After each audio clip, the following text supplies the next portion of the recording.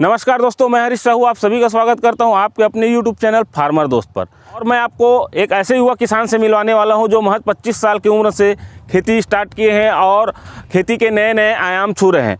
आइए जानते हैं उनसे कि किस प्रकार से वो ये वाटरमेलन की खेती कर रहे हैं, क्या क्या उनकी प्रक्रियाएँ रही हैं, कब से वो स्टार्ट किए हैं और किन चुनौतियों का सामना करते हुए वो आज यहाँ तक पहुँचे हैं। तो सबसे पहले मैं आपको परिचय करवाना चाहता हूँ उस शख्स से जो ये खेती कर रहे हैं। भाई साहब, सबसे पहले आप हमारे किसान भाइयों को अपना परिचय दे दीजिए। मेरा नाम भूपेंद्र पटेल है। मैं ग्राम पोस्ट मुरपाड़ छोटे से हूँ, तहसील सारंगगढ़, जिला रायगढ़, छत्तीसगढ़ का निवासी हूँ। आप हमारे किसान भाइयों को बताइए कि अभी आपकी उम्र क्या है। मेरा उम्र 25 साल हुआ है। आपकी एजुकेशन? M.Com फाइनल हूँ। तो ये M.Com फाइनल करने के बाद आप खेती में कैसे आए? मैं पढ़ाई करने के लिए बिलासपुर गया था। तो आप किस चीज़ का पढ़ाई करने गए थे बिलासपुर? मैं PSC कोचिंग करने गया था। अच्छा, तो PSC कोचिंग न करके आप खेती में आ गए। हाँ।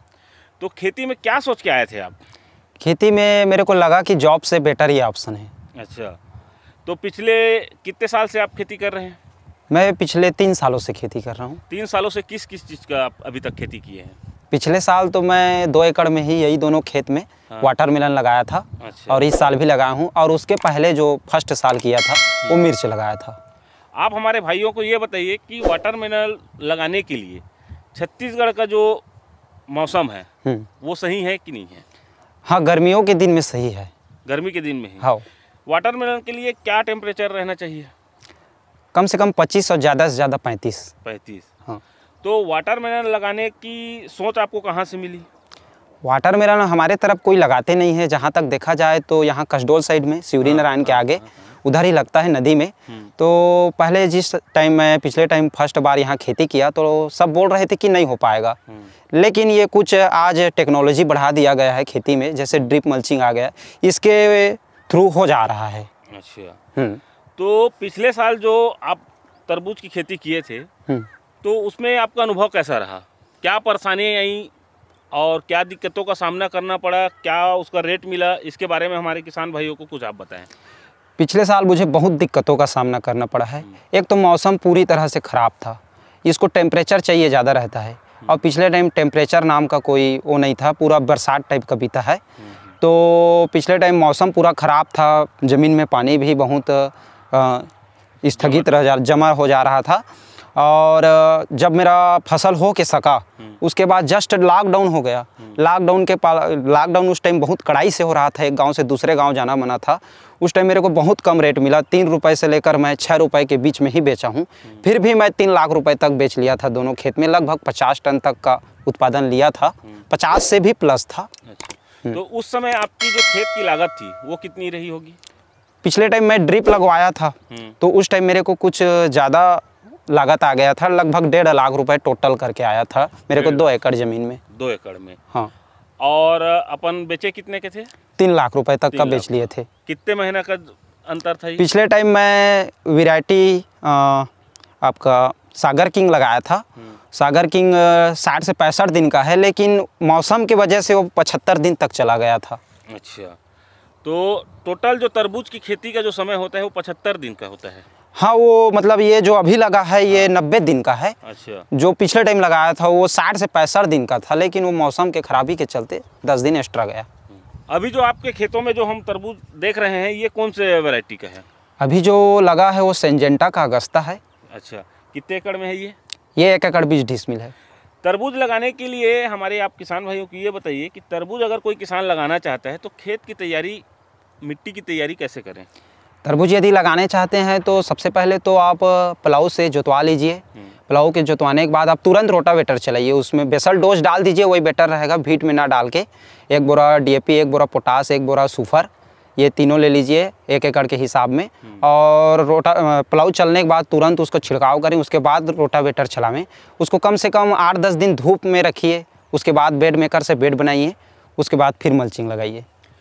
मल्चिंग लगाने के बाद जो आप तरबूज के जो पौधे हैं तो पौधे लाते हैं आप कहीं से कि बीज से ही आप बनाते हैं? नहीं, हम लोग पौधे नहीं, डायरेक्ट सीडलिंग करते हैं उसको। अच्छा, 1-2 दिन को डायरेक्ट डालते हैं? हाँ। अच्छा। 1-2 दिन भिगो के रखते हैं। उसके बाद जब थोड़ा थोड़ा जर्मिनेशन आ जाता है उसके बाद डाल दिया जाता है। भिगो के कैसे रखते हैं उसको, पूरा एक बार डिटेल से बताइए कि किस टाइप से उसको करते हैं। जब भी जैसे अपन बीज ले आए दुकान से और सागर नहीं, ये वाटरमेलन सिंजेंटा का है, अगस्ता सिजेंटा का है, अपन दुकान से ये बीज ले आए, अब उसको हमको कैसे प्रोसेस करना है, इसके बारे में हमारे भाइयों को थोड़ा सा आप जानकारी दे दीजिए। बीज लाने के बाद आप कम से कम उसको खोल के तो 1-2 दिन धूप में रखिए, और हो सके तो सीड ट्रीटमेंट कर दीजिए साफ पाउडर से या रिडोमिन गोल्ड से। और उसके बाद आप उसको एक कच्चा सूती का कपड़ा या तो फिर बोरी, जो आलू बोरी आता है एक सन का, उसमें रखिए। आप उसको भिगो के 1 दिन तो दिन रात भिगो दीजिए, उसके बाद उसमें डालिए। उसके 1-2 दिन बाद वो जर्मिनेशन के लिए तैयार हो जाता है। ठीक है, उसके बाद अपन मल्चिंग कर दिए। हाँ, मल्चिंग करने के बाद फिर ये जो बेड है इसमें कितने दूर में लगाए हैं बीज को? मैं पिछले टाइम 1.25 फीट पे लगाया था, तो मुझे लगा कि वो थोड़ा दूर हो जा रहा है, तो इस टाइम 1 फीट में लगाया हूँ मैं। तो इस टाइम मेरे को पिछले टाइम से बेटर लग रहा है। अच्छा। इसमें पेड़ से पेड़ की दूरी 1 फीट है और अपना लाइन से लाइन की दूरी 5 फीट है। अच्छा। आप हमारे किसान भाइयों को ये बताइए कि तरबूज की खेती करने में क्या क्या सावधानियाँ बरतनी चाहिए? तरबूज की खेती करने में तो आपको सबसे अहम बात यह है कि बेड अच्छे से बनाइए, ताकि 1-2 पानी भी गिरे तो इसको फर्क ना पड़े। जैसे इस टाइम मौसम ख़राब हुआ था तो मेरे कलिंदर पे कोई वैसा प्रभाव नहीं देखने को मिला, क्योंकि मेरा बेड बहुत बड़ा था, तो पानी का प्रकोप नहीं देखने को मिला। और इसमें ज़्यादातर आपका पत्ती इस टाइप का होने का चांसेस रहते हैं। इसके लिए आप अच्छे से दवाई का उपयोग करें, जैसे हमें नेटियो का किया था, बायर कंपनी का। रिडोमिल का भी कर सकते हैं आप। ये फफूंदी नाशक बीमारी होता है, ये ज़्यादातर आते हैं। और इसमें लास्ट में आपका जो बैगन में लगते हैं बड़े वाला सुंडी, वो वाला लगने का चांसेस ज़्यादा रहता है, जो उसके ऊपर के छिलके को खा जाते हैं। इससे मार्केट रेट में बहुत प्रभाव पड़ता है। इसलिए आप उसके लिए लार्विन डाल सकते हैं, सुमीप्रिड डाल सकते हैं, फेम डाल सकते हैं, कोराजन डाल सकते हैं। अभी हमें आप ये बताइए कि इस वर्ष आपको अभी तक इस खेत में कितनी लागत आ गई है? इस साल पिछले साल के मुकाबले में मुझे कम आया है। पिछले टाइम मैं थोड़ा ज़्यादा कर दिया था, इस टाइम थोड़ा सा कम है, तो लगभग मेरे को 70,000 रुपये इसी खेत में आ गए हैं। अच्छा, जिसमें ड्रिप इरिगेशन इंक्लूड नहीं है, क्योंकि वो तो पहले पिछले साल। हाँ, पिछले साल। हाँ, मल्चिंग इस साल लगा है। हाँ, और जो खेत की तैयारी करवाए हैं, जो लेबर मजदूर है, हाँ, उनका जो लागत है। हाँ। और अभी ये कितने दिन की फसल हो चुकी है? ये 2 महीने 3 दिन का फसल हुआ है। इसमें मैं 15 जनवरी को ट्रांसप्लांट किया था, तो आज 17 तारीख है, तो लगभग 2 महीने 3 दिन हुए हैं। इसको हार्वेस्टिंग के लिए और कितना समय लगेगा? 20 से 25 दिन में तैयार हो जाएगा। हार्वेस्टिंग के लिए तैयार हो जाएगा। तो अभी जो हमारे मार्केट हैं, जो आप मार्केटिंग करते हैं, इसको सेल कहाँ करते हैं? सबसे पहला सवाल यही होता है हमारे भाइयों का कि खेती तो हर कोई कर लेता है, लेकिन मार्केटिंग सही ढंग से नहीं मिलता है। आप अपनी मार्केटिंग स्ट्रेटजी बताइए। मार्केटिंग तो पिछले टाइम में लोकल मार्केट ही बेचा था। जैसे अपना सरायपाली में 2 पिकअप दिए थे, बरमकेला दिए थे, चंद्रपुर दिए थे, और ये गांव-गांव के लोग भी लिए थे। तो लोकल ही ज़्यादा बेटर रहता है, क्योंकि थोक व्यापारी को आप दोगे तो वो 2 रुपये कम में लेगा, और लोकल आप बेचोगे तो 2 रुपये ज़्यादा बिकता है। तो कोशिश यही रहे कि लोकल ही दे, आसपास के यहाँ जाके पता करें और दें। तो लगभग इसका जो रेट रहता है वो किस हिसाब से रहता है?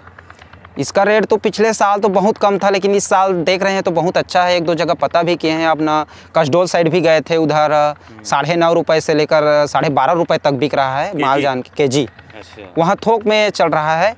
तो अपना रायगढ़ में भी पता किए हैं तो 10-12 के एवरेज में बिक रहा है। 10-12 के एवरेज में। हाँ। अगर हम 10-12 से भी अगर कम कर लें, मिनिमम अगर अपन 8 रुपये की भी रेशियो मान लेते हैं, हाँ, तो भी एक अच्छा फिगर है। हाँ, अच्छा फिगर है। तो लगभग जब ये हार्वेस्टिंग होगा तो आपको एक अनुमान होगा कि कितने टन उत्पादन यहाँ से आप ले सकते हैं? मैं तो 30 प्लस के हिसाब में ही चल रहा हूँ, क्योंकि 30 से ज़्यादा ही होगा, लेकिन अपन 30 में रहते हैं। 30 में भी अगर 8 रुपये एवरेज रेट भी अगर जोड़ देते हैं हम, तो लगभग 2.5 लाख रुपए तक का बन जा रहा है इसमें। बन जाएगा। जो खाली तरबूज से। और एक और आपका हम सुने हैं कि तरबूज के साथ आप मिर्च भी लगाए हैं। हाँ। तो दोस्तों वो खेत को भी हम कवर करेंगे भाई का। और अगर आपको तरबूज की खेती के संबंध में किसी भी प्रकार की समस्या हो या किसी भी प्रकार के आपके प्रश्न हो, तो आप हमें नीचे कमेंट बॉक्स पर अपने प्रश्न पूछ सकते हैं।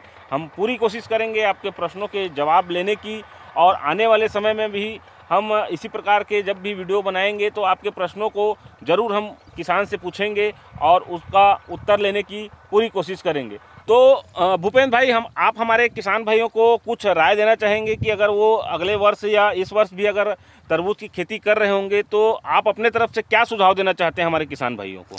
मैं यही सुझाव देना चाहता हूं कि जब भी तरबूज की बुआई करें तो कम से कम तो आप जनवरी महीने को जाने दीजिए, क्योंकि उसमें बहुत ठंड महीना रहता है, तो ठंड में ये तो होगा नहीं। मेरा ये इतना सुविधा था तो हो गया, लेकिन और अच्छा हुआ रहता अगर मैं उसको फरवरी में लिया रहता तो। और आप यदि तरबूज की खेती कर रहे हैं तो कोशिश कीजिए कि आप बेड अच्छे से बड़ा वाला बनाइए, प्लाऊ से जोतवा के, ताकि आपको तरबूज के निकलने के बाद इसी मल्चिंग पे, इसी बेड पे आप दूसरा क्रॉप ले सको, जो आपके लिए शुद्ध मुनाफा है और शुद्ध बेनिफिट है। आपका ये मल्चिंग चार्ज नहीं आएगा और आपका बेड बनाने का चार्ज नहीं आएगा। इसी में आपका लगभग 30-40 हज़ार रुपये बच जाएगा। तो आप दूसरा फसल लेते हो तो आपका ये सब बनाना नहीं पड़ेगा। तो मैं इसमें सेकेंड क्रॉप तरबूज निकलने के बाद लूँगा। तो जैसे आप बोल रहे हैं कि फरवरी में तैयारी करें करके लगाने की, तो फरवरी में किस डेट में चालू करें? फरवरी में आपका 5 फरवरी से 15 फरवरी तक लगा सकते हैं आप। तो दोस्तों, आशा करता हूँ आज का वीडियो आपको अच्छा लगा हो। अगर किसी भी प्रकार के आपके प्रश्न हैं तो नीचे कमेंट बॉक्स पर ज़रूर प्रश्न पूछें, हम कोशिश करेंगे आपके प्रश्नों के जवाब लेने की। और अगर वीडियो अच्छी लगी हो तो वीडियो को लाइक करें, चैनल को सब्सक्राइब करें। सब्सक्राइब करने के साथ साथ बेल आइकन बटन को ज़रूर दबाएं, ताकि हमें इसी प्रकार के मोटिवेशनल मिलते रहे और हम आगे आपके लिए नए नए वीडियो लाते रहें। तो आज का वीडियो यहीं तक। जय हिंद, जय भारत, जय छत्तीसगढ़।